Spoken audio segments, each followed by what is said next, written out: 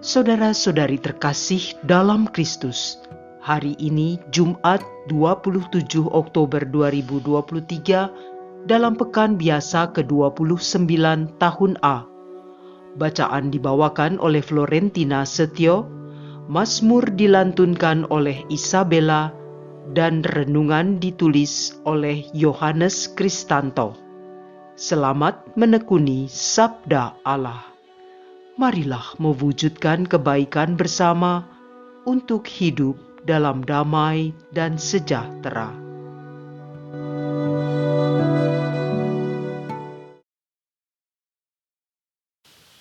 Dalam nama Bapa dan Putra dan Roh Kudus. Amin. Allah Bapa yang kekal dan kuasa, puji syukur kepadamu atas rahmat kehidupan yang Engkau berikan kepada kami. Terima kasih Engkau selalu mendampingi hidup kami setiap hari. Bersabdalah ya Tuhan, bukalah hati dan pikiran kami untuk mendengarkan sabda-Mu dengan lebih sungguh, agar kami dapat merenungkan dan melaksanakan kehendak-Mu melalui karsa dan karya. Demi Kristus Tuhan dan pengantara kami, sepanjang segala masa. Amin. Bacaan dari surat Rasul Paulus kepada jemaat di Roma, bab 7 ayat 18-25a. Saudara-saudara, aku tahu tiada sesuatu yang baik dalam diriku sebagai manusia. Sebab kehendak memang ada dalam diriku, tetapi berbuat baik tidak ada. Sebab bukan yang baik seperti yang ku kehendaki, yang ku perbuat, melainkan yang jahat yang tidak ku kehendaki. Jadi jika aku berbuat yang tidak aku kehendaki, maka bukan aku lagi yang memperbuatnya, melainkan dosa yang diam dalam diriku. Jadi dalam diriku, ku dapati hukum berikut. Jika aku menghendaki berbuat apa yang baik, malah yang jahatlah yang ada padaku. Sebab dalam batinku, aku memang suka akan hukum Allah, tetapi dalam anggota-anggota tubuhku, aku melihat hukum lain yang berjuang melawan hukum akal budiku dan membuat aku menjadi tawanan hukum dosa yang ada dalam anggota-anggota tubuhku. Aku ini manusia celaka. Siapakah yang akan melepaskan aku dari tubuh maut ini? Syukur kepada Allah. Dialah Yesus Kristus, Tuhan kita. Demikianlah sabda Tuhan.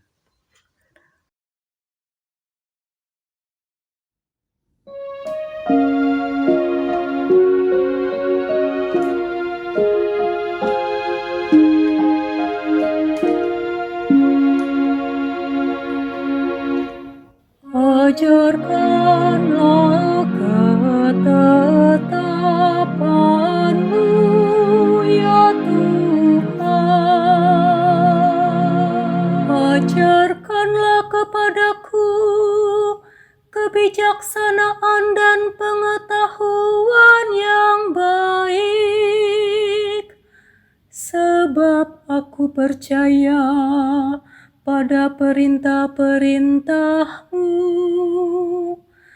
Engkau baik dan murah hati.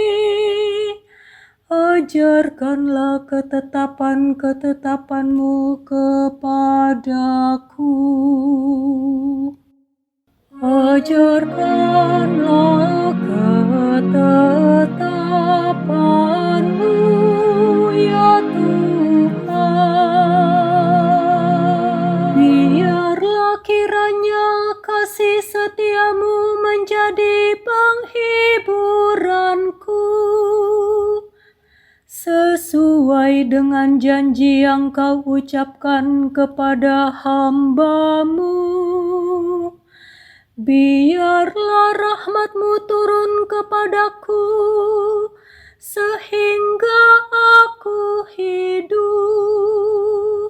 Sebab Taurat-Mu lah kegemaranku. Ajarkanlah ketetapan-Mu, ya Tuhan. Untuk selama-lamanya aku tidak melupakan titah-Mu, sebab dengan itu Engkau menghidupkan aku. Aku ini kepunyaan-Mu, selamatkanlah aku, sebab aku mencari titah-titah-Mu. Ajarkanlah ketetapan-Mu, ya Tuhan.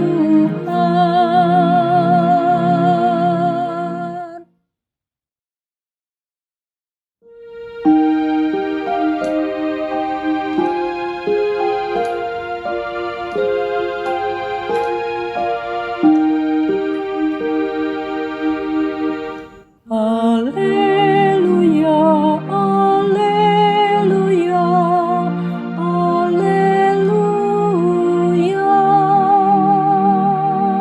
Aku bersyukur kepadamu, Bapa Tuhan langit dan bumi, sebab misteri kerajaan Kau nyatakan kepada orang kecil. Alleluia, alleluia, alleluia. Alleluia, alleluia, alleluia.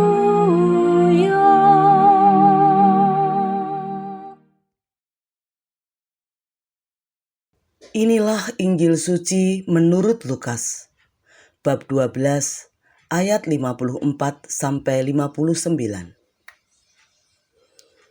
Pada suatu ketika, Yesus bersabda kepada orang banyak, "Apabila kalian melihat awan naik di sebelah barat, segera kalian berkata, 'Akan datang hujan.'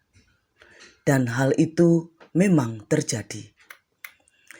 Dan apabila kalian melihat angin selatan bertiup, kalian berkata, 'Hari akan panas terik.' Dan hal itu memang terjadi. Hai orang-orang munafik, kalian tahu menilai gelagat bumi dan langit, tetapi mengapa tidak dapat menilai zaman ini? Dan mengapa engkau tidak memutuskan sendiri apa yang benar? Jika engkau dengan lawanmu pergi menghadap penguasa, berusahalah berdamai dengan dia selama di tengah jalan. Jangan sampai ia menyeret engkau kepada hakim, dan hakim menyerahkan engkau kepada pembantunya, dan pembantu itu melemparkan engkau ke dalam penjara. Aku berkata kepadamu, engkau takkan keluar dari sana sebelum melunasi hutangmu." Demikianlah sabda Tuhan.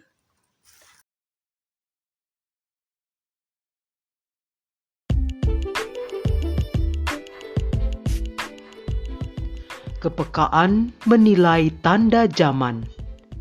Renungan dibawakan oleh Maria Clara.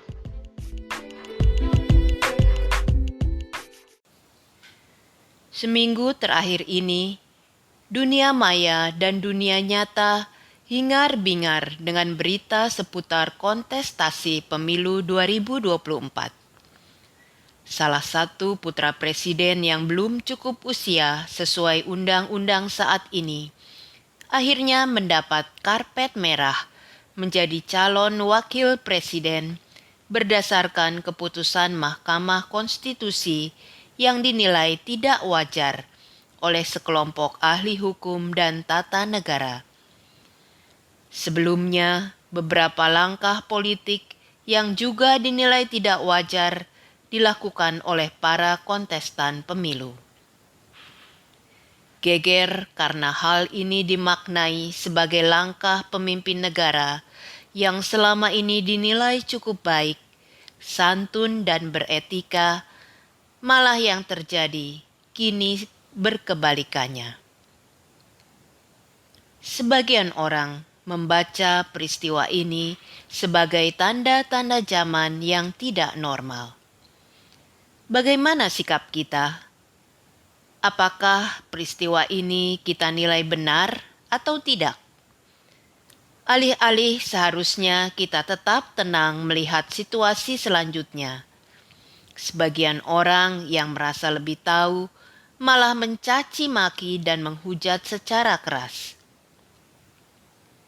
Dunia maya riuh rendah oleh pihak yang mengkritik dan pihak yang membela apa yang tengah terjadi ini. Bagaimana sikap kita?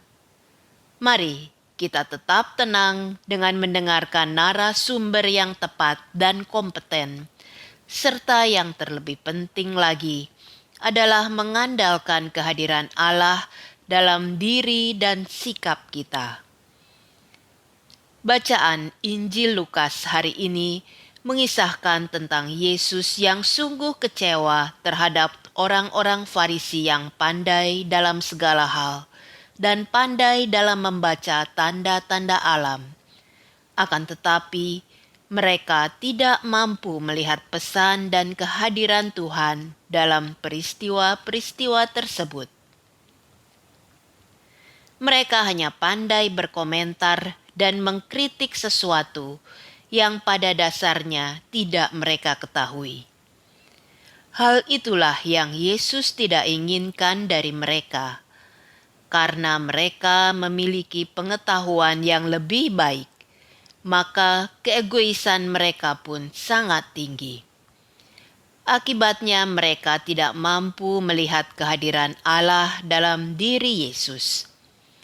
Mereka selalu mengharapkan kedatangan juru selamat dalam peristiwa-peristiwa besar, tetapi mereka lupa bahwa kehadiran Allah dapat dilihat dari peristiwa biasa dan kehadiran orang-orang lemah, kecil dan sederhana yang ada di sekitar mereka.